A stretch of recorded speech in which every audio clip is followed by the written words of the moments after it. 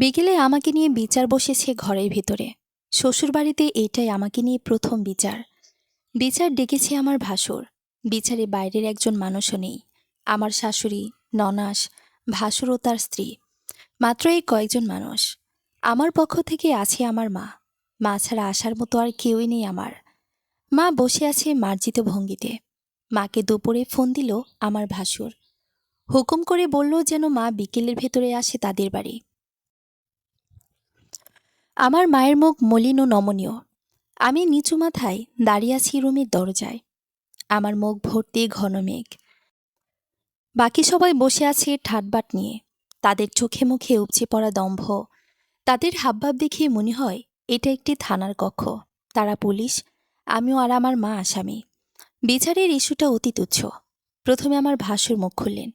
আমার মায়ের দিকে চেয়ে বললেন, আন্টি, আপনার মেয়ে আমাদের বাড়িতে বউ হয়ে আসছে মাত্র 2 মাস হলো। সে এখনো নতুন বউ, কিন্তু এখনই তার মুখে কাউকে কিছু বলতে বাজে না। সবার সাথে মুখের ওপর কথা বলে। এভাবে হলে তো চলবে না আন্টি। সংসার একটা সমুদ্র। এই সমুদ্র পাড়ি দিতে হলে অনেক ধৈর্যশীল ও পরিশ্রমী হতে হবে। কিন্তু কলির মাঝে এগুলোর কিছুই নেই। মা বলল, কি হয়েছে বাবা, সেটা বলো। সেটা তার মুখেই শোনেন। আমরা বললে বলবেন বাড়িয়ে বলছি। মা আমার দিকে জিজ্ঞাসানু দৃষ্টিতে তাকালেন। আমি আহত গলায় বললাম, মা, আজ সকালে আম্মা আমাকে বললেন, বউ, উঠানে কিছু মানকচু রাখা আছে, গিয়ে কাইটটা নাও গিয়া। কুচা চিংড়ি আর বুটের ডাল দিয়ে রান্না করব। আমার এই সালনটা পছন্দ, মেলা স্বাদ। আর ঝুনা নাওয়েলটা ভাঙ্গা কুড়াইয়া নিও। খেজুরের গুড় দিয়া নাওয়েলের পিঠা বানামো। আমার ভাই আইব কাল, পিঠা বানাতে পারো তো? আমার ভাই খুশি হইব তোমার উপর। শ্বশুরবাড়িতে সকলের মন রক্ষা করে চলন লাগে, বুঝলা? আমরাও চলছি কত। আহ, রাজেকে কত ধান সিদ্ধ করছি, ঢেকিতে পার দিছি।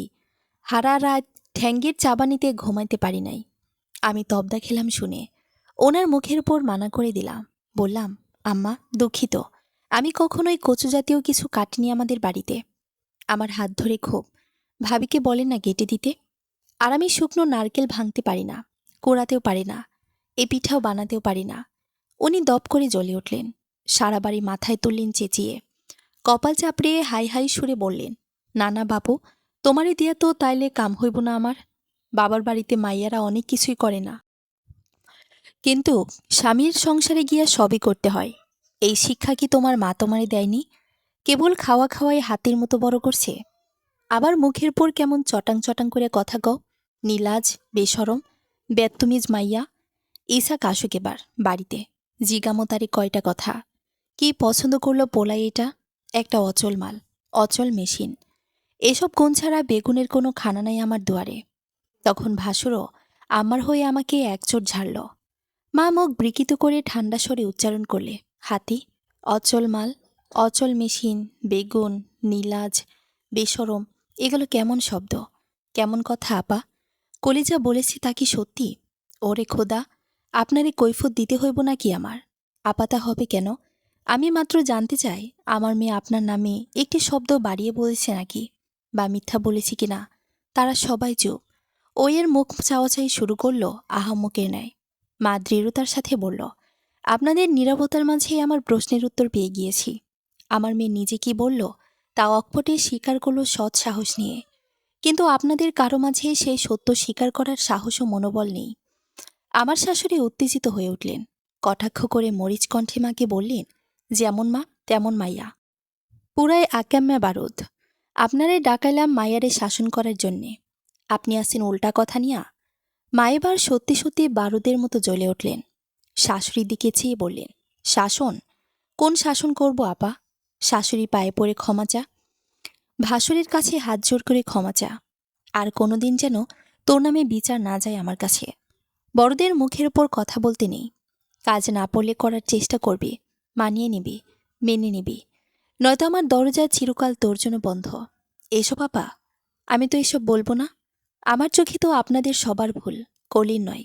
আপনাদের কি ভুল সেগুলো বলার প্রয়োজন মনে করছি না আপাতত।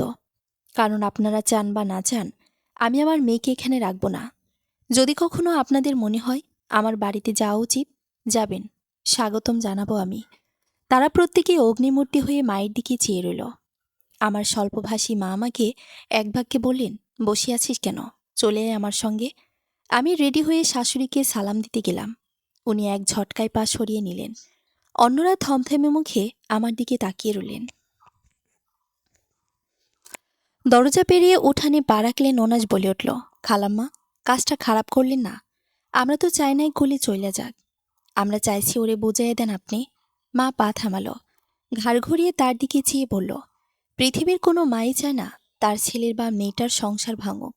ওর রিজিক যদি তোমাদের ঘরে থাকে, এটা খণ্ডানোর সাধ্য কারণেই। কিন্তু চলে যাওয়া মানেই যাওয়া নয়, ফিরে আসা। শাশুড়ি এবার গুনগুনে আগুন হয়ে উঠল। বললেন, হ, মামুর বাড়ির আবদার পাইছেন তো, আপনাদের মামাইয়ার মর্জিতেই হইব সব। আর আমার আসন লাগব না, খাওন লাগব না। আমার গোলার ধান তালাকনামা যাইব আপনার বাড়ি, মনে রাখেন। আমা ঘরে বেজ্জুতি কইরা কথা বইলা আবার আমার ঘরে আইব। হুঁ। মা মনও রইলেন। নীরবে প্রস্থান নিলাম মা আর মেয়ে। পরের দিন ইসহাক আমাকে নয়, মাকে ফোন দিল। মাকে সে যা বলল তা আমাদের মা মেয়ের চিন্তার বাইরে ছিল। মা মোবাইল লাউডস্পিকারে দিল আমার ইশারা পেয়ে। আমি বোবা মুখে মায়ের পাশে বসে আছি। সে মাকে সালাম দিল। মা সালামের উত্তর দিয়ে জিজ্ঞেস করল, কেমন আছো বাবা? ভালো থাকার কাজ করেছেন আপনারা মামি? নির্দয় কণ্ঠে বলল ইসহাক। মা ও আর আমি নীরব দৃষ্টি বিনিময় করলাম। মা হৃদয়ত্বপূর্ণ গলায় বলল, তোমার কথা মানলাম, কিন্তু সেই পরিবেশ কে সৃষ্টি করল? তুমি সেদিকটা না দেখে এদিকটা দেখতেছ। কলি থেকে সব শুনে নাও। ফোন দিচ্ছি তাকে। না, দরকার নেই। সেটা হলে তো আমি তাকেই কল দিতাম। কলির সাথে আমার রিলেশনের বিয়ে নয়। পারিবারিকভাবে বিভিন্ন পাত্রী দেখতে গিয়ে কলিকে আমি পছন্দ করেছি। পরিবার আমার পছন্দকে গুরুত্ব দিয়ে কলিকে আমার বউ করে নেয়। কিন্তু তাই বলে কলি আমার লাইফে আমার মায়ের চেয়ে বেশি কিছু হয়ে যায়নি। বা যদি সেটা এটা মনে করে আমি পছন্দ করেছি বলে সে এখন তার ইচ্ছে মতো চলবে, তাও বরদাস্ত করব না আমি। কাটকাট গলায় বলল ইসহাক, তুমি কি বলতে চাচ্ছ? শান্ত অথচ দৃঢ় স্বরে বলল মা, আমি যা বলতে চাই তা বলার জন্যই আপনাকে ফোন দিয়েছি। আর কলির লাইফে একমাত্র অভিভাবক আপনি, তাই আপনাকেই বলছি, কলি আমাদের বাড়ি যাওয়ার দরকার নেই। কলি আপনার ইচ্ছায় চলে এসেছে বাবার বাড়ি, এখন আমার ইচ্ছায় যাবে শ্বশুর বাড়ি। যেদিন আমি প্রয়োজন মনে করব সে যাওয়ার, ঠিক আপনাকে ফোন দিব। কথা শেষেই চট করে ইসহাক ফোন সংযোগ বিচ্ছিন্ন করল। মা কিং কর্তব্যবিমূঢ় হয়ে আমার দিকে তাকালো। পরক্ষণে আবার ফোন করল মা ইসহাককে। লাউডস্পিকারে থাকায় আমি শুনতে পাচ্ছি, দুঃখিত, এই মুহূর্তে আপনার কলটি সংযোগ দেওয়া সম্ভব হচ্ছে না, অনুগ্রহ করে আবার চেষ্টা করুন।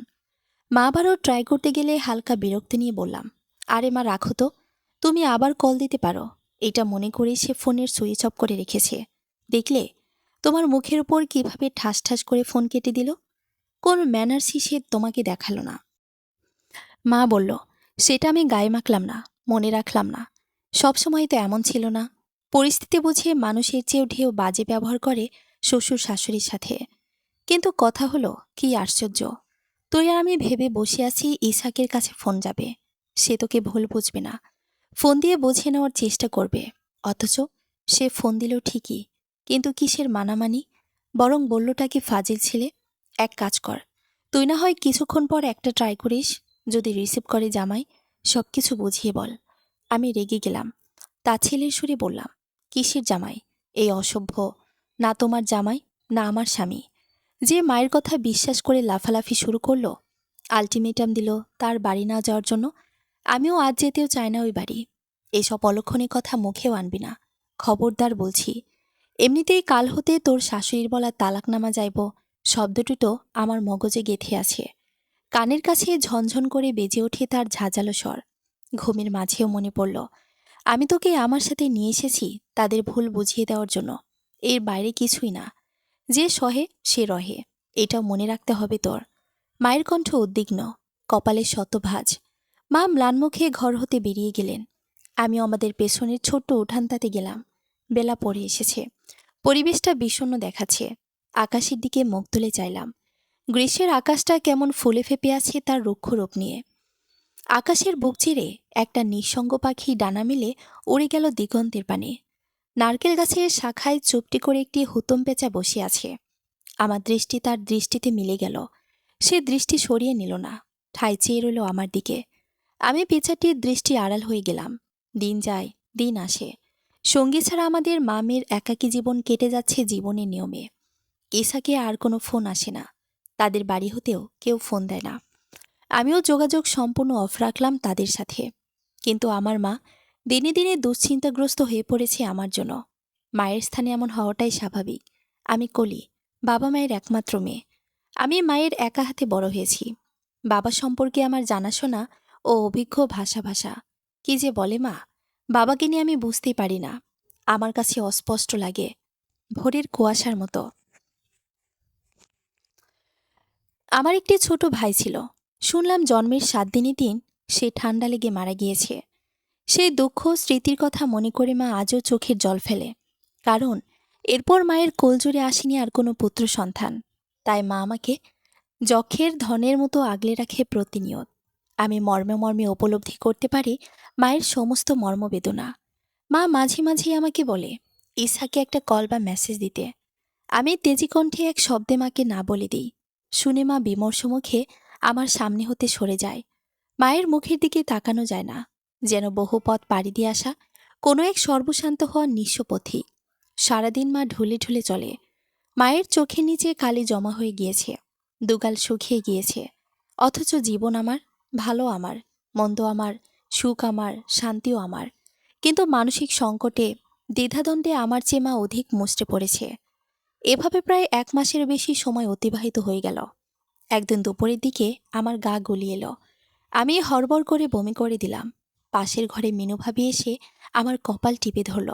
সে ওই অবস্থা থেকে গলা বাড়িয়ে বলল, চাচি, সুখবর, আলহামদুলিল্লাহ, আপনার সঙ্গী আসতেছে দুনিয়ায়। আমাদের মিষ্টি খাওয়াতে হবে কলির জামাইরে। মিনু ভাবি আমাকে ধরে নিয়ে ঘরের দরজায় কাঠের উপর বসিয়ে দিল। সে চলে গেল হাসি হাসি মুখে। সে বা আমাদের বাড়ি কেউ এখনো জানে না আমার চলে আসার ব্যাপারটি। মা বলেছে যেন কাউকে না বলি, সম্পর্ক আবার ঠিক হয়ে যাবে। মাঝখান দিয়ে মানুষের কাছে এসব বলা মানেই নিজের দুর্বলতা প্রকাশ করা। এতে খারাপ বই কি ভালো হবে না। মা রান্নাঘর থেকে আমার সামনে এসে শক্ত হয়ে দাঁড়ালেন। আনন্দ ও বেদনা মিলিয়ে মায়ের মিশ্র অনুভূতি। বললেন, এবার অন্তত তারে জানাই বিষয়টা। বাবা হতে যাচ্ছে শুনে হয়তো জামাইয়ের মন গলতে পারে তোর জন্য। মা, এখন খারাপ লাগছে, আগে নিশ্চিন্ত হই। ট্রিপস এনে বাড়িতে চেক করে দেখি, পরে তাকে মেসেজ না হয় জানাবো, তবে ফোন দিব না। তার সাথে কথা বলতে রুচিতে লাগছে। সামান্য একটা বিষয়কে ইস্যু করে যে পুরুষটার হৃদয়ে মাসের পর মাস বইয়ের সাথে কথা বলার অনুভূতি জাগে না, তাকে দিয়ে আমার ভবিষ্যৎ কি হবে? তা দিঘির জলের মতোই স্বচ্ছ মা। আমার যৌক্তিক কথার তোরে মা হেরে গেল, সরে গেল আমার সামনে হতে। তার পরের দিন বিকেলে নিজেই গেলাম ফার্মেসিতে। স্ট্রিপ কিনে বাড়িতে এলাম, যত্ন করে টেবিলের ওপরে রাখলাম। তখন আমার ফোন বেজে উঠল টনটন আওয়াজ করে। মায়ের চোখের সামনে মোবাইল ধরলাম। ইসহাক লেখা দেখে মায়ের অনুজ্জ্বল মুখখানি চাঁদের মতো উজ্জ্বল হয়ে গেল। রিসিভ করে স্পিকার অন করলাম। সে স্বাভাবিক গলায় বলল, একটা নিউজ দেওয়ার জন্য তোমাকে ফোন দিলাম। উকিল নোটিশ পাঠিয়ে দিয়েছি তোমাদের বাড়ির ঠিকানায়। মা আমাকে বিয়ে করাতে চাচ্ছে, পাত্রী মায়ের পছন্দের। আসলে হলো কি, ইসহাক আর কিছু বলার আগেই মা মাথা ঘুরে মাটিতে পড়ে গেল। আমি মা বলে চিৎকার দিয়ে মোবাইল অফ করে দিলাম। বাড়ির সবাইকে ডাকলাম কাঁদতে কাঁদতে। এক চাচি এসে ভেজা গলায় বলল, ওই কলি, হঠাৎ কি হইল তোর মায়ের? নার্গিসের এই ব্যারাম, কোনো আচানক বিপদের কথা সহ্য করতে পারে না। অখন হইলটা কি? আমার মুখ ফুসকিয়ে বেরিয়ে যেতে লাগলো সত্যিটা। নিমিষেই মনে হলো মা মানা করে দিয়েছে। অমনি মুখ মিলিয়ে নিলাম। এই ভেতরে বাড়ির আরো লোকজন চলে এলো আমাদের ঘরে। অন্যদিকের এক কাকা বাজারে গিয়ে ডাক্তার নিয়ে এলো। সবাই মাকে ধরে বিছানার উপর নিয়ে শুয়ে দিল সোজা করে। আমি মামা করে কেঁদে যাচ্ছি। অন্যরা মায়ের চোখে মুখে পানি ছিটা দিতে লাগলো। রসুনের কোষ মিশানো গরম সরিষার তেল মায়ের হাত পায়ের তালুতে ডলতে লাগলো। এলাকার পরিচিত ডাক্তার মায়ের শিরা টিপে ধরে বলল, চিন্তার কিছু নাই, ঠিক হয়ে যাবে। প্রেশার লো হয়ে গিয়েছে, ওষুধ দিয়েছি। হঠাৎ বড় কোনো খবর শুনলে বা দেখলে এমন হয়। আমার বড় ভাবিরও সেম সিচুয়েশন। কিছুদিন আগে ভাইয়ের সাথে মোবাইলে কি কথা কাটাকাটি হলো। তারপর ভাবি মাথা ঘুরে কাত হয়ে পড়ে গেল। অনেকেরই এমন হয়। ডাক্তার চলে গেল। পাশ থেকে এক দাদি তখন বলে উঠল, হ কবিরের বউ, কঠিন কিছু হজম করতে পারে না। কবির যেন নিরুদ্দেশ হইল।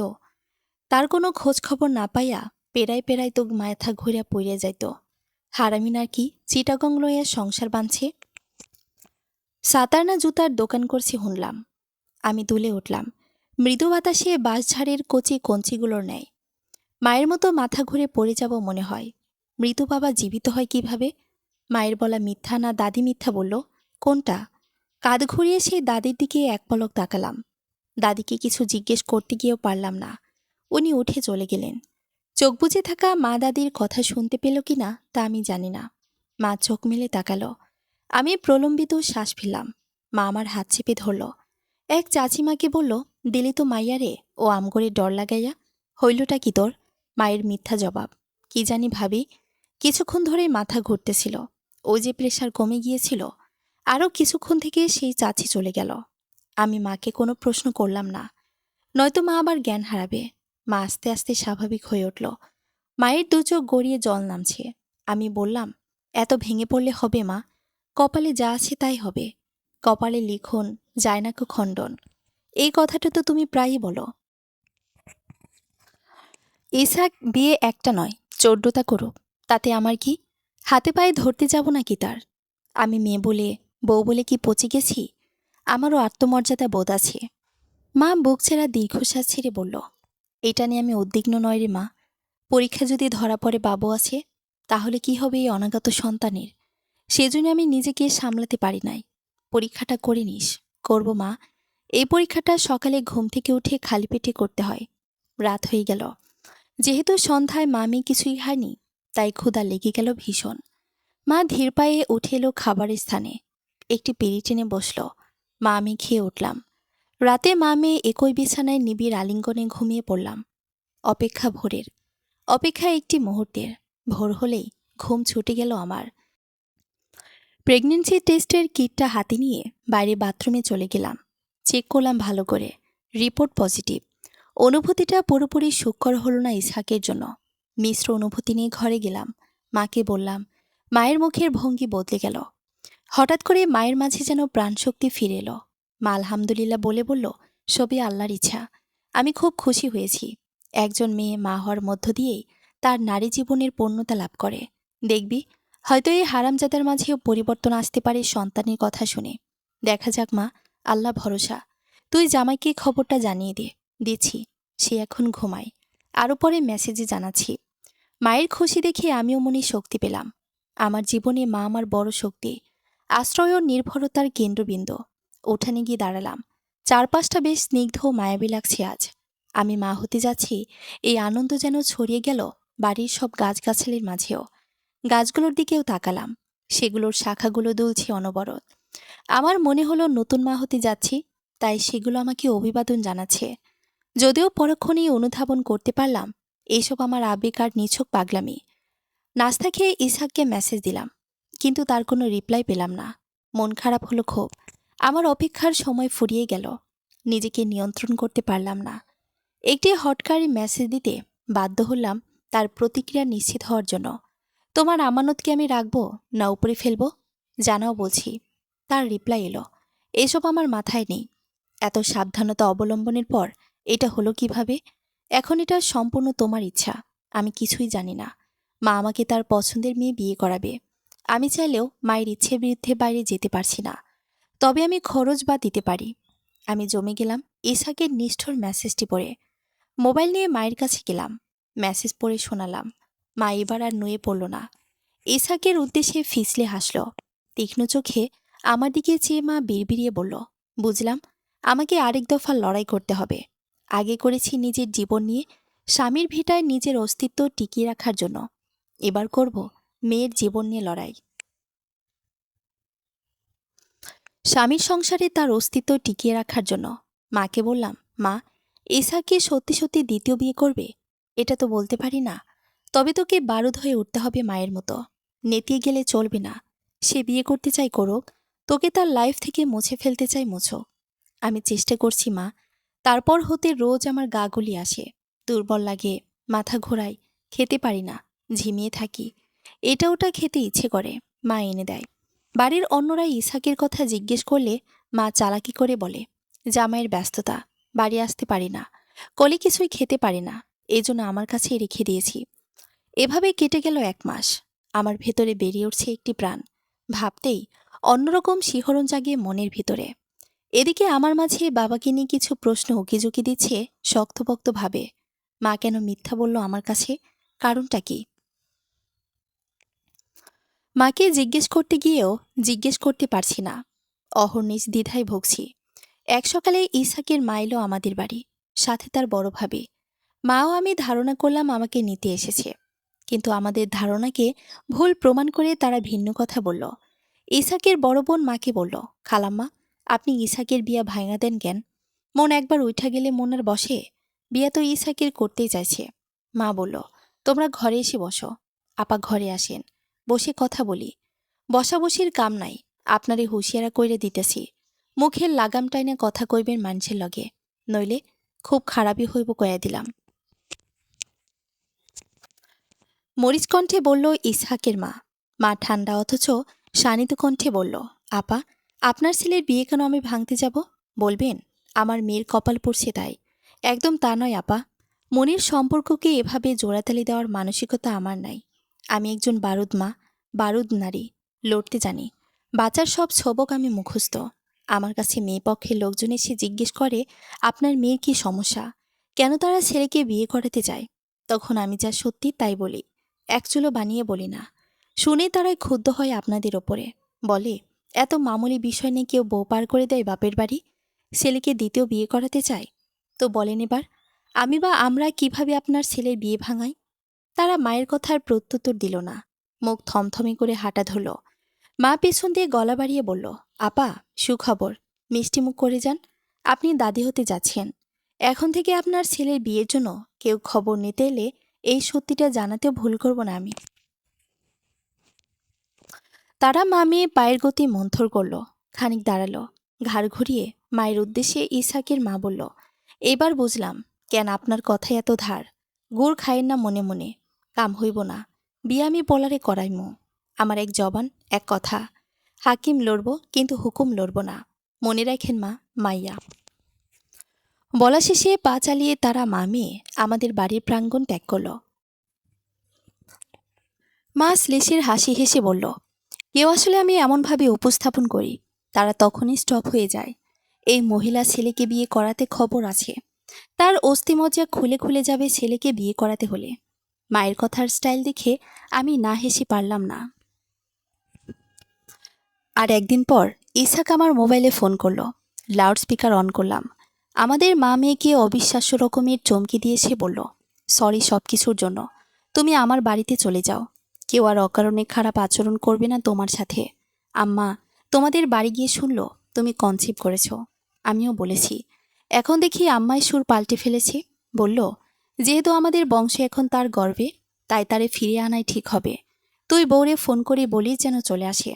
ইসাকের কণ্ঠে মায়া ছিল, বলার ভঙ্গিতে সারল্যতা ছিল। মাও আমি অদ্ভুত রকমের দৃষ্টি বিনিময় করলাম। কিং কর্তব্যে বিমূঢ় হয়ে গেলাম।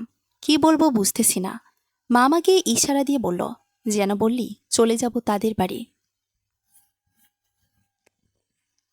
আমি দোনোমনো করতে করতে বললাম, যেখানে তুমি উকিল নোটিশ পাঠিয়ে দিচ্ছ আমাকে ডিভোর্স দেওয়ার জন্য, আবার তোমার মা তোমার জন্য পাত্রী দেখাও শুরু করে দিয়েছে। সেখানে আকস্মিক মত পরিবর্তন হয়ে গেল অনাগত নাতি নাতনির কথা শুনেই। আহ, কলি পেঁচাবে না। মানুষ মাত্রই পরিবর্তনশীল, জগতের সবকিছুই পরিবর্তনশীল। আবারও সরি, ঘরের সবার হয়ে সরি। একটু ইজিভাবে নেওয়ার চেষ্টা করো সবকিছু। চলে যেও, আমি বিকাশ করে দিচ্ছি। তোমার যা খেতে ইচ্ছে করে কিনে নিও। আমি বিরস গলায় এক শব্দে আচ্ছা বলে ফোন রাখলাম। মা বলল, দেখেছিস, বলছি না, বাবুর কথা শুনলে তারা চেঞ্জ হতে পারে। একজন নারীর গর্ভের সন্তান হলো খোদার দেওয়া শ্রেষ্ঠ উপহার, রহমত ও নিয়ামত। আর সেই নিয়ামতের ওসিলায় আশা করি তারা তোর সাথে সামনের দিকে ভালোই চলবে। গোধরে থাকিস না আর। জামাই তো বারবার ক্ষমা চাইল তোর কাছে। ক্ষমা মহৎ গুণ। এটা তো বই পুস্তকের কথা, নবীজির কথা। আচ্ছা, দেখি মা। তার 2 দিন বাদে ইসহাকের বড় ভাবি আসলো আমাদের বাড়ি। বলল, কলি, তোকে নিতে আসি। আম্মা আমাকে পাঠালো, কদিন থেকে আবার চলে আসিস না হয়। আমার মন সায় দিচ্ছে না যাওয়ার জন্য। মা আমাকে তার অগোচরে নিয়ে বোঝালো, বলল, যা, ভালো না লাগলে চলে আসিস। মায়ের কথা মতো বড় জায়ের সাথে শ্বশুরবাড়ি গেলাম। শাশুড়িকে সালাম দিলাম। উনি মৃদু হেসে সালামের উত্তর দিলেন। মায়ের কথা জিজ্ঞেস করলেন। আমি আমার রুমে গিয়ে বোরখা খুলে নিলাম। দেখলাম ঘরের পরিবেশ স্বাভাবিক। কেউ আমাকে বাঁকা চোখে দেখছে না, অতিরিক্ত কাজের ফরমাইশ দিচ্ছে না। শাশুড়ির নির্দেশে বড় যা গাছ থেকে এটা ওটা পেরে লবণ মরিচ মিশিয়ে খাওয়ার জন্য দেয়। আমিও হাসি মুখে খাই। এই ভেতরে ইসহাক বাড়ি এলো। রাতের সে গভীরে আমাকে বুকে টেনে নিল। সারা গাল, ঘাড় আর ঠোঁটের নিবিড় ছোঁয় ভরিয়ে দিল। পরদিন আমাকে ঘুরতে নিয়ে গেল, প্রয়োজনীয় শপিং করে দিল। আমার মন পুরোপুরি ভালো হয়ে গেল। মানুষ মাত্রই ভুল, এই চিরন্তন বাক্যটির প্রতি অমোঘ শ্রদ্ধা দেখিয়ে ভুলে গেলাম আমার সাথে করা তাদের সব ভুল। ইসহাক 3 দিন থেকে চলে গেল তার কর্মস্থলে। আমার সাথে নিয়মিত যোগাযোগ রাখছে, শারীরিক খোঁজ খবর নিচ্ছে। আমি তাদের ঘরে খুব বেশি কাজ চাইলেও করতে পারছি না অসুস্থতার জন্য। বরাবরের মতো বড় যা রান্না করে, খাবারের সময় সে পরিবেশন করে। মাঝে মাঝে রেসিপি বুঝিয়ে শাশুড়ি তাকে সাহায্য করে রান্নায়, বা বাড়িতে কোনো মেহমান আসলে। রাত দিন মাথা ঘোরায়, বমি হওয়া, ক্লান্তি লাগা, খাবারে ভীষণ অরুচি ইত্যাদি যাবতীয় সমস্যার ভেতর দিয়ে যাচ্ছি। ইসহাক বাড়ি থাকতে একজন গাইনি স্পেশালিস্টের নিকট নিয়ে গেল। তিনি বললেন, মা হওয়া এত সহজ না। মা হতে চাইলে এসব বিষয় মোকাবেলা করতে হবে। এগুলোর কোনো চিকিৎসা নেই। 3 হতে 5 মাস পর্যন্ত এই বিষয়গুলো থাকবেই। আর গর্ভকালীন সময় এগুলো স্বাভাবিক। প্রেগনেন্সি 2 মাস পেরিয়ে 3 মাসে পা রাখলাম। হঠাৎ আমার চোখের বর্ণ হলুদ হয়ে গেল। আগের চেয়ে আরো কম দেখতে পারছি। শুকিয়ে কাঠ হয়ে যাচ্ছি দিনে দিনে। এক অভিজ্ঞ চাচি শাশুড়ি আমার চোখের পাটা উল্টিয়ে দেখল, বলল, আমার জন্ডিস হয়েছে। শাশুড়ি কবিরাজি চিকিৎসা শুরু করে দিল। তিনি আবার ডাক্তারি চিকিৎসার চেয়ে কবিরাজি ও হোমিওপ্যাথিক চিকিৎসায় বিশ্বাসী। আমি মাকে ফোন করে বললাম, মা বেশি চিন্তা করবে বলে আগে বলিনি। এমনিতেই আমার জন্য মায়ের জীবনের সব স্বাদ আহ্লাদ মাটি হয়ে গেল। তার পরের দিনই মা পাগলের মতো ছুটে এলেন। মা রিক্সা ভরে আমাদের গাছের পাড়া ডাব আনলেন আমার জন্য, এবং মা তার সামর্থ্য অনুযায়ী যা পারল এটা সেটা আনলো তাদের জন্য। ক্ষীণকায় স্বরে মাকে বললাম, মা, ডাব নিয়ে আসছেন ভালো হয়েছে। এনাদের তেমন নারিকেল গাছ নেই, যাও আছে তেমন ধরে না। হ্যাঁ, খাইস। জন্ডিসের জন্য ডাব খুব উপকারী। বড় বউ ডাবের মুখ কেটে দিবে না, সেটা আমিও পারবো আস্তে আস্তে। সেদিন মাকে আমাকে নিয়ে যেতে চাইলেন সাথে করে। আমিও চলে যেতে চাইলাম, কিন্তু শাশুড়ি ও বড় যা বাদ সাধলেন জোর গলায়। শাশুড়ির সুমিষ্ট গলায় আমার মাকে বললেন, বেআইন, আপনি চলে যান। আমার চেনা ফকির দাওয়া এনে খাইতাছি। 3 দিন খাইতে হয় এই বড়িটা, তারপর না হয় চলে যাব। বড় বউ নিয়ে যাইবনি, চিন্তা করেন না। আল্লাহ ভরসা। দেখি না এই দাওয়াতে বিমার দৌড়াই দেয় নেই। আচ্ছা আপা, দেখেন, নইলে আমি এসে ওকে বাড়ি নিয়ে যাব। বড় ডাক্তার দেখাতে হবে। এখন কলির বাচ্চা পেটে বসে থাকা হবে বোকামি। জন্ডিস অল্প সময়ে সেরে যাওয়ার রোগ নয়। এই ছ্যাঁচড়া চোখ মাসের পর মাস লেগে থাকে। আমার একবার এমন হয়েছে, 3 মাস ছিল। আচ্ছা, তা যাইন, অসুবিধে নাই। আগে আমার চিকিৎসা চালাইয়া যায়। মা ওনার কথায় ভরসা করে চলে গেল। ডাব নাকি ওনাদেরও প্রিয়, তাই মায়ের আনা ডাব বড় যাও শাশুড়ি খেলো 2-3টা। আমি কিছু মনে করিনি তাতে, থাকুক, মা তো কতগুলোই এনেছে। শাশুড়ির এনে দেওয়া কবিরাজের বড়ি ও হোমিওপ্যাথিক ঔষধে জন্ডিস মোটামুটি সেরেছে, যদি একটু সময় লেগেছে। ইসাক রোজ ফোন দিয়ে খবর নিচ্ছে আমার। সবকিছু মিলিয়ে মোটামুটি দিন পার হয়ে যাচ্ছিল। শাশুড়িকে বললাম আমি মায়ের কাছে যাব। তিনি যাওয়ার অনুমতি দিলেন হাসি মুখেই। ইসাকের কাছে বলে নিলাম, সেও মানা করল না। রিক্সা নিয়ে আমি নিজেই চলে গেলাম বাবার বাড়ি। মায়ের চাঁদ মুখখানা দেখে আমার মন ভালো হয়ে গেল। মায়ের হাতের রান্না আমার ভীষণ পছন্দ। সেই বাড়ির তুলনায় নিজের বাড়ি খেতে পারছি ভালোই। আস্তে আস্তে শরীরের দুর্বলতা কাটিয়ে উঠছি। ইসাকের সাথে নিয়মিত যোগাযোগ হচ্ছে। নানান বিষয়ে আলাপ হয় আমাদের মাঝে। ডেলিভারির সময় কই থাকবো, বাবুর কি নাম রাখবো, বাবু দেখতে কার মতো হবে, জেদি হবে না শান্ত হবে, এসব। আমাদের দুজনের আলাপচারিতায় আরও অপ্রাসঙ্গিক বিষয় উঠে আসে। পাশের ঘরের ভাই ও ভাবির তুমুল ঝগড়া। গুইসাপে কার মুরগি ছানা নিয়ে গেল, পুকুরে জাল ফেলে কয়টা মাছ ধরা হলো, মুঠোফোনে কোন সিরিয়ালটা দেখে আমি হেসে কুটি কুটি হলাম। স্কুল জীবনে থাকতে পাড়ার মোড়ে চাকু হাতে কোন ছেলে দাঁড়িয়ে থাকতো, সিরাজ পাগলা কিভাবে গ্রামের মাতব্বরের গালে পায়ের স্যান্ডেল দিয়ে বাড়ি মারল ইত্যাদি শুনে ফোনের ওপাশে ইসহাক হো হো করে হেসে উঠত। আমি গোপন সুখে উল্লসিত হতাম। ওর এই দম ফাটানো হাসিটুকি শোনার জন্যই আমি প্রায় এমন ক্ষুদ্র আয়োজনের পসরা সাজাই। ইসহাককে বড় ভালোবাসি। আগে কখনো প্রেমে পড়িনি। বিয়ের পরে ওর প্রেমে পড়ে যায়। কঠিন প্রেম। ভালোবাসার কাছে মানুষ প্রতি মুহূর্তে হেরে যায়। হেরে গিয়েও জিতে যায়। ভালোবাসা বুঝি এমনই, ছাড়তে গিয়েও ছাড়া যায় না। বেহায়া মনের আবেগী উচ্ছ্বাস ছুটে যায় তীব্র স্রোতের ন্যায়। সন্ধ্যা মিলিয়ে গিয়েছে। ঝুপ করে ধরণীতে আধার নামল। মা ও আমি রান্না করা তালের সাথে মুচড়ে মুচড়ে চাল ভাজা মিশিয়ে খাচ্ছি। এটা আমাদের বাড়িতে সবাই খায়। দারুণ লাগে খেতে। আমি খেয়ে যাচ্ছি চামচে তুলে তুলে। খাওয়ার ভেতর দিয়েই হঠাৎ করে আমার পেট মোচড় দিয়ে উঠল।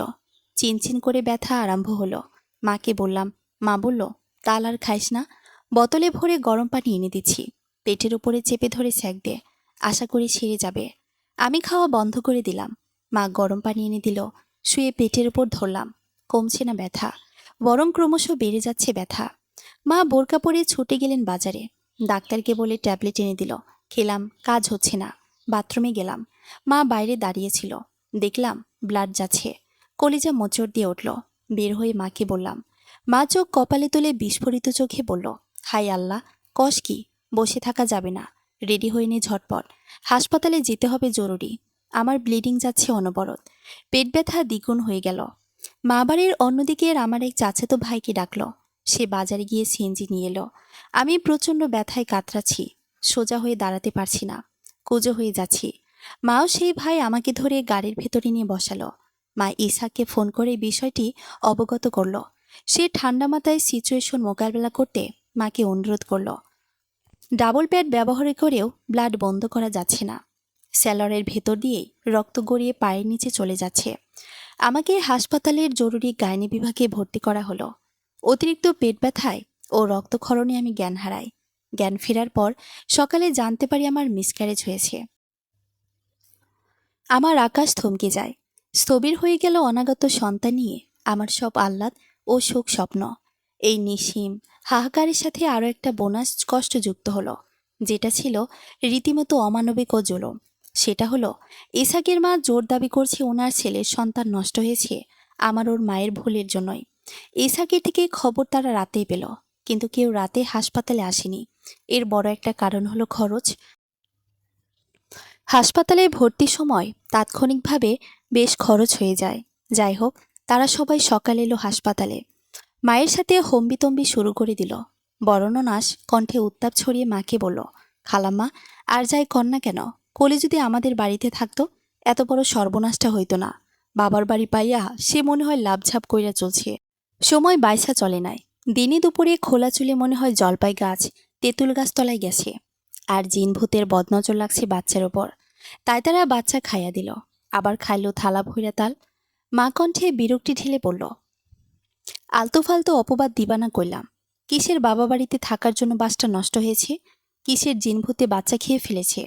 আল্লাহর হুকুম হয়েছে সন্তান দিয়েছে, আবার তার ইচ্ছে হয়েছে নিয়ে গিয়েছে। কলি তোমাদের বাড়িতে থাকলেও এটা হতে পারত। মায়ের মুখের কথা বাঘের ন্যায় থাবা মেরে কেটে নিলেন ইসহাকের মা।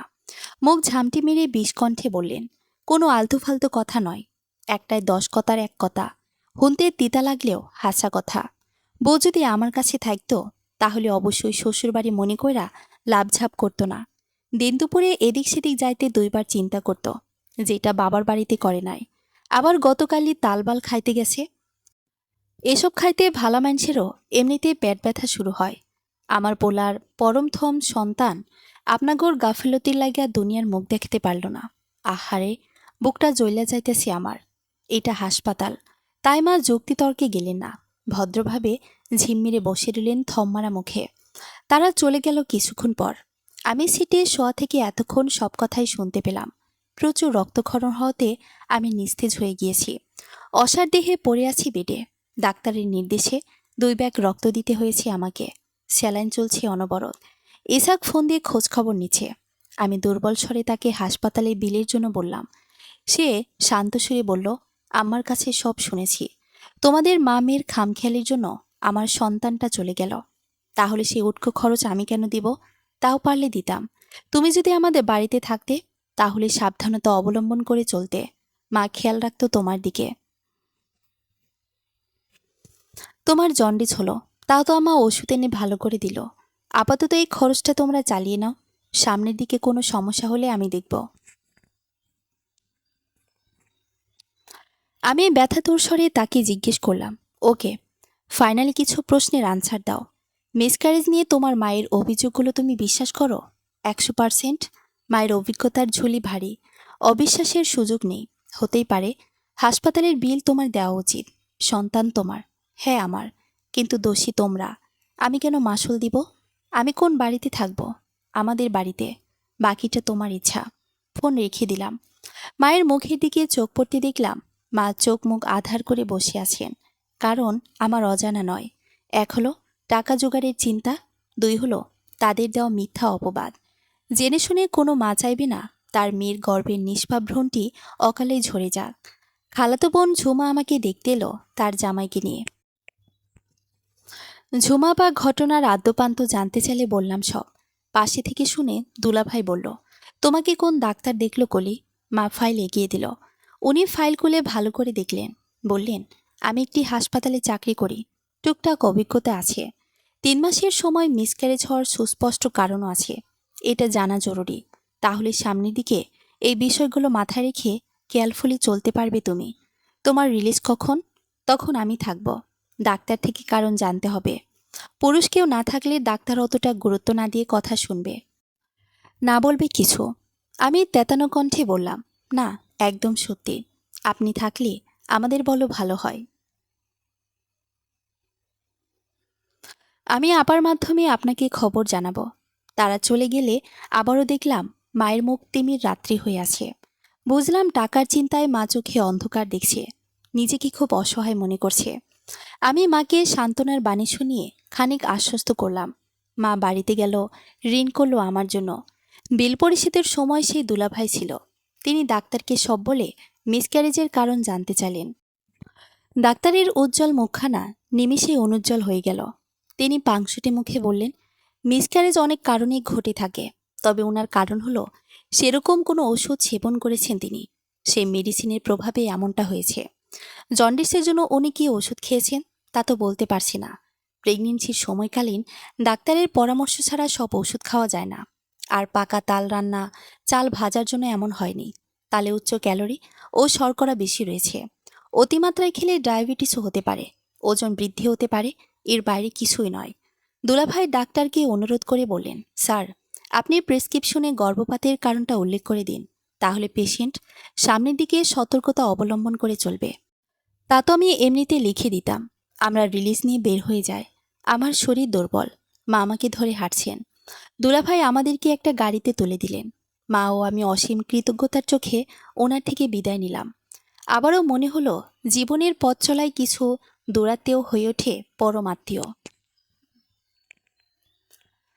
আর পরমাত্রই হয়ে ওঠে দৌড়াত্মীয়, অনাত্মীয়। বাড়িতে চলে গেলাম। আমি বারুদের মতো জ্বলে উঠলাম। ক্ষিপ্ত স্বরে বললাম, মা, আমি আগের মতো আবার চাকরি করব। নইলে তোমার করা ঋণগুলো শোধ করবে কিভাবে?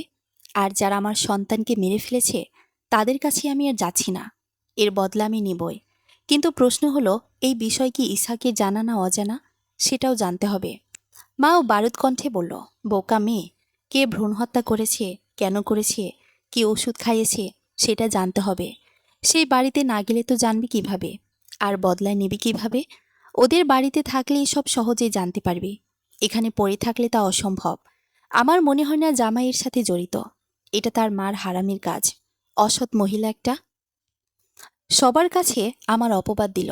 সত্য জেনে তার মুখোশ ফাঁস করে দিতে হবে, যেন বারুদের মতো ছিটকে পড়ে তার কুৎসিত রূপটা।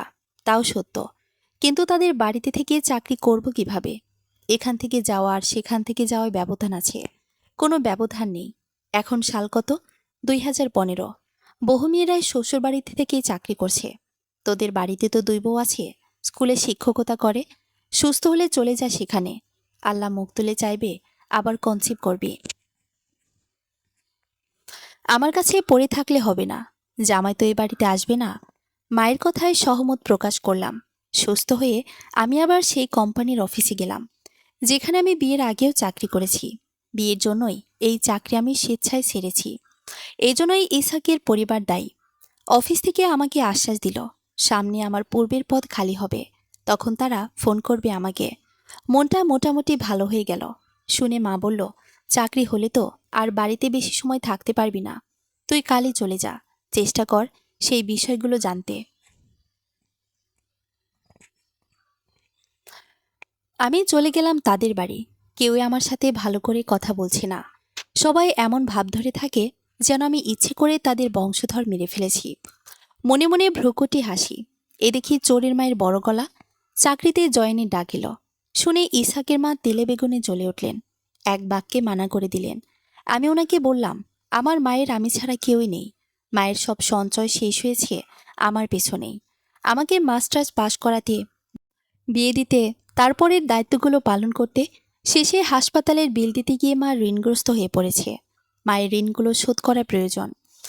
এসব সন্তান হয়ে আমি না ভাবলে ভাববে কে? না না বাপু, পরের বাড়ি আসা নিজের বাড়ির মতো চললে তো হইব না। সব ভুলা গেছি নাতি নাতির কথা শুই না। আল্লাহ দিয়া মুখ ফিরাইয়া নিল। তাইলে তোমার রূপ ধুয়ে কি পানি খামো, নাকি তোমার বেতন আমরা খামো পামো? তুমি বাপের বাড়ি চলে যাও, সেখানে থাইকা কামাই করো আর মায়ের কর্জ শোধ করো। যাও গিয়া। কড়া সুরে মৃদু ধমকে বলল ইসহাকের মা। তাও আমি বেহায়ের মতো সেখানে পড়ে আছি। কারণ হলো সেই বিষয়ে কোনো ক্লু পাওয়া। ইসহাককে ফোন করে সব বললাম। মিসক্যারেজ হওয়ার কারণটি উল্লেখ করলাম। সে দুমুখ সাপের মতো করে কথা বলল। ব্রিটিশনায় আমার অন্তরটা বিষিয়ে গেল। অফিসে যাওয়া শুরু করেছি তাদের বাড়ি থেকেই। তারপর একদিন অফিসের বাইরে এক অপরিচিত মহিলার সাথে দেখা হলো। তিনি বললেন, মা, আমরা গরিব মানুষ। আমার অবিবাহিত মেয়ের জন্য তোমার হরি বিয়ার প্রস্তাব দিছে তোমার জামাইয়ের লাইগা। তোমাকে নাকি তারা তালাক দিয়ে দেবে। আসল সত্য জানার জন্য আমি এইখানে আইছি। বাড়িতে তাদের সামনে তো আর জিগাইতে পারি না। আমি যা সত্যি তা সবই বললাম। নিরীহ ভদ্র মহিলাটি চলে গেলেন চুপসানো মুখে এবং চুপ হয়ে গেলেন। এদিকে শাশুড়ি নিজেই তাদের বাড়ি গেলেন খবর জানার জন্য। জেনে যখন বাড়িতে এলেন, অমনি আমার উপর হামলে পড়লেন ক্ষুধার্ত বাঘের ন্যায়। আমার চুলের গোছাকে ওনার মুঠোবন্দি করলেন। শলার ঝাড়ু দিয়ে আমাকে ইচ্ছা মতো মারলেন। আমি জ্ঞান হারিয়ে মাটিতে লুটিয়ে পড়ি। বেশ কিছুক্ষণ পর মানুষের আওয়াজে জ্ঞান ফিরিল আমার। পিটপিট চোখে চেয়ে দেখি ঘর ভর্তি মানুষ এবং 3জন পুলিশও আমার মা। মায়ের বারুদ রূপ দেখে আমি মনে শক্তি পাই ও বারুদ হয়ে উঠি। চৌকাঠ ধরে কোনো মতে দাঁড়িয়ে যায়। আত্মবিশ্বাসী সুরে বলি, আমাকে তাড়ানোর উপচেষ্টায় এই ঘরের কেউ সফল হবে না। সত্যের পক্ষে আল্লাহর সাহায্য অবশ্যই থাকবে। তরিতে সবাই পলকে নবাক চোখে আমার মুখ পানে তাকালো। পুলিশ ইসহাকের মাকে ধরে নিতে চাইল থানায়। থানায় গিয়ে অভিযোগ করে পুলিশ নিয়ে এসেছে মা। শাশুড়ি তৎক্ষণাৎ তার ছেলেকে ফোন দিলেন। পরিস্থিতি অবগত করলেন কেঁদে কেটে। ফোন স্পিকারে ছিল। ইসহাক পুলিশকে চাপা মেজাজে বলল, এটা আমাদের পারিবারিক বিষয়, আমি সমাধান করব, আপনারা চলে যান কাইন্ডলি। পুলিশ মানল না, বলল, আমরা ভিকটিমের পক্ষ হতে অভিযোগ পেয়েছি এবং আসার পরে অভিযোগের সত্যতা পেয়েছি। ইসহাক তবুও তাদেরকে বুঝিয়ে ম্যানেজ করল। তারা চলে গেল। বাড়ির সব মানুষজন যার যার ঘরে চলে গেল। ইসহাক আমাকে ফোন দিল। ভয়ঙ্কর গলায় বলল, তুমি আমার কাছে বলতে পারতে তোমার মা আমার মাকে পুলিশে দিতে চেয়েছে। এটা খুব বাজে হয়ে গেল। কোনো সভ্য মানুষের কাজ এমন হতে পারে না। আমিও দমে যাবার মেয়ে নই। বললাম, সভ্যের সংজ্ঞা তোমাদের মতো অসভ্য বর্বরদের মুখে মানায় না। ঘরে স্ত্রী থাকা সত্ত্বেও ছেলের জন্য দ্বিতীয় বউ খাজা, তুচ্ছ কারণে ছেলের বউকে বেধড়ক পেটানো, ছেলের বউয়ের গর্ভের সন্তানকে মেরে ফেলা বুঝি খুব সভ্য মানুষের কাজ? আমার মায়ের স্থানে তোমার মা হলে কি করত? বসে বসে আঙ্গুল চুষত? ইসহাক চমকে উঠল। স্তম্ভিত গলায় বলল, বুঝলাম না, কে মেরেছে বাচ্চাকে? আমি সব বললাম। ও বলল, যেহেতু ডাক্তার বলেছে মেডিসিনের প্রভাবে মিসক্যারেজ হয়েছে, এটা অবিশ্বাসের সুযোগ নেই। কিন্তু কথা হলো, মা ইচ্ছে করে তো করেনি, মায়ের অজান্তেই এমন হয়েছে হয়তো। মা তো ভালোর জন্যই তোমাকে ওষুধ এনে খাইয়েছে। যেটাই হোক, মিসক্যারেজের উৎসটা তোমাদের ঘর থেকে হয়েছে, এটা আমি মনে প্রাণে বিশ্বাস করি। আমি এখানে আর এক মুহূর্ত থাকছি না। যেখানে আমার সম্মান নেই, আমার জীবনের নিরাপত্তা নেই, আমার সন্তানের প্রাণনাশ ঘটে, আমাকেও আমার মাকে জোরপূর্বক দোষারোপ করা হয়, সেখানে থাকা মানে নিজের পায়ে নিজেই কোড়াল মারা। তোমার মা তোমাকে বিয়ে একটা নয় 10টা করা, আমরা মামি আপত্তি করব না। গড়গড় করে কথাগুলো বলে ফোন কেটে দিলাম, সুইচ অফ করে দিলাম। মা এতক্ষণ চেয়ারে বসেছিল, রুমের দরজা ভেতর থেকে চাপানো ছিল, তাই আমার ম্যারমেরে স্বরে বলা কথাগুলো ওপাশ হতে ওরা কেউ শুনতে পায়নি। আমি মাকে জিজ্ঞেস করলাম, আমাকে মারার খবর তুমি কিভাবে শুনলে? তোর চাচাতো ননদ তাদের ঘরে থেকে আমাকে ফোন দিল। সে তোমার নাম্বার কই পেল? মা বলল, সেটা আমিও তাকে জিজ্ঞেস করেছি তখনই। সে বলল, তোর মোবাইল থেকে আমার নাম্বার বের করে নিয়েছে। তখন তুই মরার মতো পড়েছিলি। আমি বের হয়ে কলতলায় গেলাম, মুখে পানির ঝাপটা মেরে ধুয়ে নিলাম। রুমে আমার যাবতীয় সব গুছিয়ে ব্যাগে ভরে নিলাম। এরই ভেতরে ইসহাক তার মাকে ফোন দিল। তার মায়ের রিপ্লাই শুনে মনে হলো সে উত্তেজিত আচরণ করেছে তার সাথে। মা আমাকে তাড়া দিল। আমি বোরকা পরে নিলাম। বের হয়ে যাওয়ার সময় মা ইসহাকের মায়ের সামনে গিয়ে দাঁড়ালো। শক্ত গলায় বলল, আমি কলিকে গতবারই এসে নিয়ে গিয়েছিলাম। এরপর আপনার ছেলে ফোন করলো, আপনি বড় বউকে পাঠিয়ে নিয়ে আনলেন। এনে কি করলেন তা যেমন আপনি জানেন, তেমনি আমরাও জানি। আর জানে যিনি আপনাকে সৃষ্টি করেছেন, একমাত্র তিনি। তিনি যেন আপনার মতো নারীদের হেদায়েত দান করে। তবে এবার আপনার বড়টা গেলেও কলি আর আসবে না। ইসাকের মা কোনো গ্রাহ্য করল না মায়ের কথার দিকে, ভ্রুক্ষেপহীনভাবে অন্যদিকে তাকিয়ে রইল। মা আমাকে নিয়ে চলে গেল। আমি বাবার বাড়ি থেকে অফিসে যাতায়াত করছি। ইসহাক ও তার পরিবারের সাথে সম্পূর্ণ যোগাযোগ বিচ্ছিন্ন। 15 দিন পরে ইসহাক ফোন দিল আমাকে। দুঃখিত গলায় বলল, কলি, সরি, আমি মাকে জিজ্ঞেস করেছি। মা বলল, তাহলে ফকিরের দোষ। ফকিরকে বারবার বলছে বউ গর্ভবতী, তাও ফকির বুঝে শুনে কেন দিল না ওষুধ? কলি শোনো, বাড়ি ফিরে যাও। আমি গ্রামে আসলে শাস্তা করব সেই ফকিরকে। মা উপস্থিত জেদ সামলাতে পারে নাই বলে তোমার গায়ে হাত তুলেছে। আর এমনটা হবে না। আমি খেপে গেলাম। অবিনীত সরে বললাম, আমি তোমাদের বাড়ি আর যাচ্ছি না। উনি মিথ্যা বলছে। উনি যে কোনোভাবে আমাকে মিসক্যারেজের মেডিসিন খাইয়েছে, এটাই টাটকা সত্যি। এর কারণ জানতে চাও? তা হলো তোমাকে দ্বিতীয় বিয়ে করানোর পথকে আরেকটু সুগম করা। কারণ প্রথম পক্ষের একটা সন্তান থাকলে তোমারও তাদের লাইফে বাড়তি ঝামেলা। কারণগুলো কি তোমরা মামি আবিষ্কার করেছ? ইসাকের বাঁকা কথা শুনে রাগ হলো বেশ। অবদমিত কণ্ঠে বললাম, তোমাদের বাড়ির মানুষজন বলেছে এটা। তারা কিভাবে জানে সেটা তুমি জিজ্ঞেস করো গিয়ে। আর যোগাযোগ করবা না, খবরদার বলছি। তোমরা বারবার ভুল করবা আর সরি বলবা। কি পেয়েছো আমাদেরকে?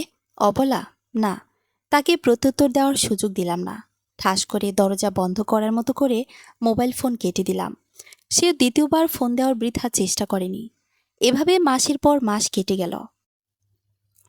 আমরা নানাজনের কাছে তাদের বাড়ির হাল হকিকত শুনি। তাকে বিয়ে করানোর জন্য উঠে পড়ে লেগেছে তার মা, কিন্তু সে নাকি বিয়ে করবে না। এই নিয়ে মা ছেলের মাঝে দ্বন্দ্ব চলছে। এভাবে প্রায় বছর হয়ে গেল। আমার পদোন্নতি হলো। মায়ের সব ঋণ আমি আস্তে আস্তে শোধ করে দিলাম। একদিন বিকেলে ইসহাক সরাসরি আমাদের বাড়িতে এলো। আমারও মায়ের কাছে জোর করে ক্ষমা চাইল এবং ক্ষীণ স্বরে আরতি করে আমাকে বলল, কলি, আমার মা মৃত্যু শয্যায়, বাঁচবে না। মা তোমাকে কিছু কথা বলতে চায় সরাসরি। মা লোক পাঠালে তুমি যাবে না, তাই আমি আসলাম। তুমিও আম্মা আমার সাথে চলো প্লিজ। আমি আবারও সরি বলছি। তুমি তোমার মতো করে মর্যাদার সাথে আমার জীবনে থাকতে পারবে, কথা দিলাম। এই শেষবারের মতো ক্ষমা করে দাও আমাকে। মা ও আমি কোনো যুক্তি খণ্ডনে গেলাম না তার সাথে। যেখানে তার মা মৃত্যুশয্যায়, সেখানে এতটুকু মানবিকতা দেখাতে হয়। মা বলল, কি হয়েছে ওনার? আম্মা, উনি 1 বছর ধরে তেমন কিছু খেতে পারে না, গলায় ব্যথা। ঢাকায় নিয়ে চিকিৎসা করিয়েছি। পরীক্ষা করে জানা গেল খাদ্যনালীতে ক্যান্সার, 3rd স্টেজে আছে। এটা আম্মা জানে না, কিন্তু বাঁচবে না এটা মনে হয় বুঝতে পারছে। তাই কদিন ধরে বলছে কলিকে নেওয়ার জন্য। মাও আর আমি নীরব হয়ে গেলাম শুনে। আমরা তার সাথে গেলাম। ওনার পাশে আমিও মা বসলাম। ইসাকও তার বড় ভাবিও ছিল। উনি এক হাত দিয়ে আমার হাত চেপে ধরলেন। দুর্বল ও করুণ গলায় বললেন, মারে, তুমি আইছো, খুব ভালো হয়েছে। এই সংসারে তোমরা দুই বোনের মতো মিলামিশা থাইকো। 1 বছর কম শাস্তি দাওনি আমাগরে। আমি ওনার কথার মাঝখানে বললাম, কি শাস্তি দিলাম? কই, শাস্তি কি শুধু গায়ে হাত তুলে মারলেই হয়? এই যে 1 বছর ধইরা চুপ মাইরা ছিলে আমগরে ছাইরা, এটা কি কম শাস্তি? কও। যা কইতেছিলাম, মরণকালে সত্য স্বীকার না যাইলে আমার গো রাজাব মাফ হইব না। মা, মনে দুঃখ রাইখো না আমার উপরে। তোমারে আমি জন্ডিসের বড়ির সাথে বাচ্চা নষ্ট হওয়ার ওষুধ খাওয়াইছি। ওই ওষুধ হইল মেগরে ঋতুস্রাব হওয়ার ওষুধ। আমি পোলারে বিয়ে করাতে চাইছি, তাই তোমার পেটের নিশানা রাখতে চাই নাই, কিন্তু কোথাও বউ পাই নাই, আর পোলাও রাজি হয় নাই। তুমি ওর উপর গোসা হইয়া থাইকো না। কয়দিন পর হয়তো আমার জবান বন্ধ হইয়া যাইব, কথা কইতে পারব না আর। তাই তোমারে আনাইলাম যেন এখনই সব কইয়া যাইতে পারি। এই বুড়ো মারে মাফ করে দিও তুমি। নিমেষে বারুদের মতো জ্বলে উঠল ইসহাক। ক্ষিপ্ত গলায় তার মাকে বলল, এটা কোনো কথা মা? কলির ওপরে তোমার এত অসন্তুষ্টি কেন? সবসময় কলির বিরুদ্ধে আমার কান ভারী করে তুলেছ, আমাদের সম্পর্ক নষ্ট করে দিয়েছ। তুমি অসুখে না পড়লে এই নির্মম সত্যিটা অজানায় রয়ে যেত আমার। মেডিসিন কার থেকে জোগাড় করলে? ধয়েন বাড়ি দোলগোর ঘর থেকে রে বাপ। এই ওষুধ তারা আনছে হ্যাগোর মায়ার লাগা। ইসাকের চোখ দুটো ইট ভাটার ন্যায় জ্বলছে। থমথমে মুখে বসে আছে সে। তার মায়ের দুগাল বেয়ে পানি পড়ছে। আধ ভাঙা স্বরে তিনি মায়ের কাছেও ক্ষমা চাইলেন। আমরা রাতে চলে আসলাম আমাদের বাড়ি। আসার সময় ইসাক গাড়িতে তুলে দিতে বারবার অনুরোধ করে বলল, যেন আমার সবকিছু নিয়ে তাদের বাড়ি চলে যায়, চাইলেও মা আমার সাথে থাকতে পারে। বাড়িতে চলে গেলে রাতে শোয়ার পর মা বলল, কি করবি এবার? বললাম, ও যা যা করেছে, আমার তো ওর জীবনে ফিরে যাওয়ার কোনো ইচ্ছাই ছিল না, কিন্তু এখন তো প্রেক্ষাপট ভিন্ন। মা তখন আমাকে নিজের জীবনের নানান উত্থান পথনের প্রসঙ্গ টেনে বোঝালো। বলল, ছেড়ে দেওয়াই কোনো উত্তম সমাধান নয়, আবার পরিস্থিতি বুঝে থেকে যাওয়া ও মেনে নেওয়াও কোনো বুদ্ধিমানের কাজ নয়। এখানে ফিরে যাওয়া যায়, তোর শাশুড়ি কখন কি হয়ে যায় বলা যায় না। পরে গিয়ে বদনামের ভাগিদার হওয়ার চেয়ে আগে গিয়ে সুনাম কুড়ানো ভালো। আমি মাকে আশ্বস্ত করলাম তাদের বাড়ি ফিরে যাব বলে। তারপরের দিন সন্ধ্যায় আমি আবার সবকিছু গুছিয়ে নিচ্ছি ব্রিফকেসের মধ্যে। মাও পাশে দাঁড়িয়ে আমাকে সাহায্য করছে এটা ওটা এগিয়ে দিয়ে। হঠাৎ বাইরে থেকে একটা পুরুষালী গলা খাকারের অস্পষ্ট আওয়াজ আমাদের কানে এলো। মা কিঞ্চিৎ বিরক্তি ছেড়ে শব্দ করে বলল, কোন মরা এলো আমার ঘরের কোনায় কাশি ঝাড়তে? আর কোনো কাশির শব্দ শোনা গেল না। মা আস্তে করে বলল, দেখলি, থেমে গেছে, মনে হয় আমার কথা শুনতে পেয়েছে। এমন শেরের উপর শোয়া দিতে হয় জীবনের কিছু ক্ষেত্রে। বললাম, মা, আসলে তুমি একটা বারুদ। তুইও কম না, বারুদের মেয়ে বারুদ। 1 বছর তাদেরকে কিভাবে ভোগান্তিতে রেখে বারুদের খেল দেখালি? ঠিকই আছে, আজকের সুমিষ্ট ফল তার জন্যই কপালে জুটল। কিভাবে তারা ভুল স্বীকার করলো দেখলি? ঘরের পেছনের দরজায় টোকা পড়ছে থেমে থেমে। মা ও আমি একসাথে গেলাম। টর্চ নিতে হলো না। ঘরের পেছনে উঠানে সারা রাত একটা হাই ভোল্টেজের বাল্ব জ্বলতেই থাকে। কাঠের মজবুত হাঁটাটা সরিয়ে আমি দরজা খুললাম। চমকে উঠলাম ভয়ে। একজন বয়স্ক পুরুষ, যার পুরো মুখমণ্ডল কালো ঘন গোপদারিতে আচ্ছাদিত। সে আমারও মায়ের দিকে ব্যাকুল চোখে চেয়ে আছে। মা বলল, কে আপনি আমার ঘরের দরজায়? কাকে চান? নার্গিস, আমাকে চিনতে পারছো না? আমি কবির। ওকে আমাদের সেই ছোট্ট মেয়েটি। আমি দরজার হাতল ধরে কাঁপতে লাগলাম। মা গলে গেল না, ব্যথিত হলো না, আবেগে ভেসে গেল না। মায়ের চোখে মুখে বিস্ফোরণ ছুটে পড়ল। বারুদ গলায় মা তাকে হুমকি দিয়ে বলল, আমার মনের দুয়ার আপনার জন্য সেদিনই বন্ধ হয়ে গিয়েছে, যেদিন আমাদের মা মেয়েকে অথৈ সাগরে নিক্ষেপ করেছেন আপনার জীবনে আরেকজনকে নারীকে এনে। সেখানে আমার ঘরের দুয়ার আপনার জন্য খোলা হবে তা ভাবলেন কি করে? যেই পথ দিয়ে এসেছেন সোজা সেই পথ ধরে চলে যান। মা দরজা বন্ধ করে দিল। আমার হাত ধরে টেনে নিয়ে এলো রুমের ভেতরে। আমি কম্পিত গলায় মাকে বললাম, মা, তুমি না বললে আমার বাবা মৃত?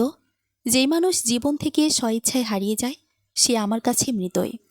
তপ্ত শ্বাস ফেলে খেদ ঝেড়ে তেজি কণ্ঠে বলল মা। আমি নিদারুণ চোখে মায়ের দিকে চেয়ে আছি।